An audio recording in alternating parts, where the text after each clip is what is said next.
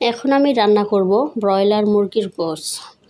Broiler মুরগির গোশ রান্না করার জন্য প্রথমে আমি গোশগুলো ভালোভাবে ধুয়ে নিয়ে এর মধ্যে হলুদ এবং মরিচের গুঁড়া আর একটু লবণ দিয়ে মিশিয়ে নেব। নিয়ে একটু সামান্য পরিমাণ তেল দিব। তেল দিয়ে ভালোভাবে গোশটা আমি মিশিয়ে নেব। ভালোভাবে মাখিয়ে নেওয়ার পর আমি চুলার মধ্যে একটা কড়াই বসায় দিব।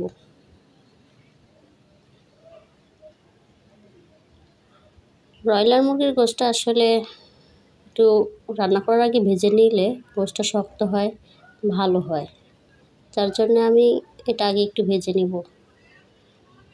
ফ্রাই প্যানের মধ্যে আমি একটু তেল দিয়ে নিলাম।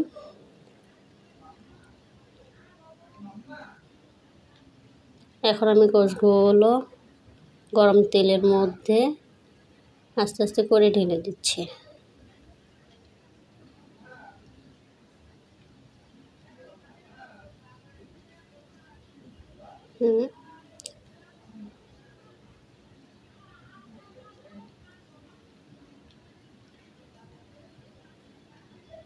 একটু হয়ে আসার পর আমি গোশগুলো আবার একটু নেড়েচেড়ে উল্টিয়ে দিচ্ছি, যেন ওপাশেও ভালোভাবে একটু মুচমুচে হয়, একটু শক্ত হয়। তাছাড়া ব্রয়লার মুরগির গোশটা অনেকটাই নরম, তো যার জন্যে ভেজে নিলে গোশটা অনেকটা শক্ত হয়। এখন আমি ব্রয়লার মুরগির গোশটা রান্না করব। রান্না করার জন্য আমি চুলার মধ্যে একটা পাতিল বসিয়ে দিলাম। তার মধ্যে আমি তেল দিলাম। তেল গরম হয়ে আসলে আমি সেখানে পেঁয়াজ কুচি দিয়ে দিলাম। দিয়ে দিচ্ছি কিছু মরিচ কাটাও। তার মধ্যে দিয়ে দিচ্ছি এলাচ,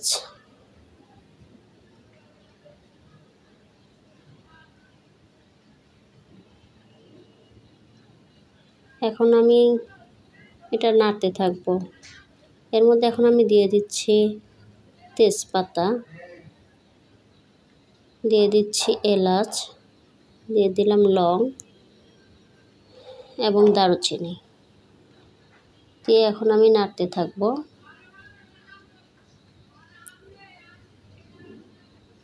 নাড়তে নাড়তে যখন পেঁয়াজটা অনেকটা লাল হয়ে আসবে তখন এর মধ্যে আমি দিয়ে দিচ্ছি মরিচের গুঁড়া, দিয়ে দিলাম হলুদের গুঁড়া আর দিয়ে দিলাম পরিমাণ মতো লবণ। দিয়ে এটা আবারও একটু নেড়ে নিলাম। দিয়ে এখানে আমি পাশে গরম পানি বসিয়ে রেখেছিলাম। মাংস রান্নাতে একটু গরম পানিটা দিলে ভালো হয়। আমি একটু গরম পানি দিয়ে নাড়তে থাকলাম।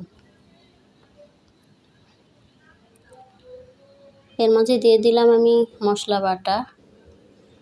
প্রথমে দিচ্ছি জিরা বাটা, তারপর দিয়ে দিচ্ছি আদা বাটা এবং দিলাম রসুন বাটা। দিয়ে আমি আবারও নাড়তে থাকলাম। নাড়তে নাড়তে অনেকটাই লাল হয়ে আসছে। লাল হয়ে আসার পর এর মধ্যে আমি দিয়ে দিলাম আমার ভাজা মাংসগুলো। ভাজা মাংসগুলো দিয়ে আমি আস্তে করে নাড়তে থাকলাম। অনেকটাই শুকনো শুকনো হয়ে গেছে, যার জন্য আমি আরেকটু গরম পানি দিয়ে নেড়ে নিলাম। দেখেন কালারটা অনেকটাই সুন্দর হয়ে আসছে। এখন আমি ঢেকে দিলাম। কিছুক্ষণ সেদ্ধ হয়ে আসার পর আবার ঢাকনাটা উঠালাম, উঠিয়ে আমি আবারও নাড়া দিলাম।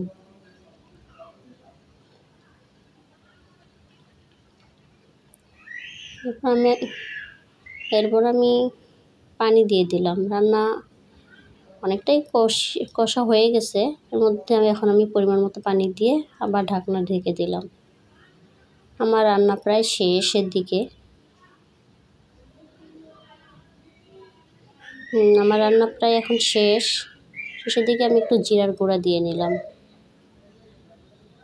জিরার গুঁড়া দিয়ে আবার আমি মাংসটা একটু নেড়ে নিলাম। এখন দেখেন আমার ব্রয়লার মুরগির মাংসের কালারটা অনেকটাই পারফেক্ট একটা সুন্দর কালার চলে এসেছে। এখন এটা আমি ঢেলে নিচ্ছি।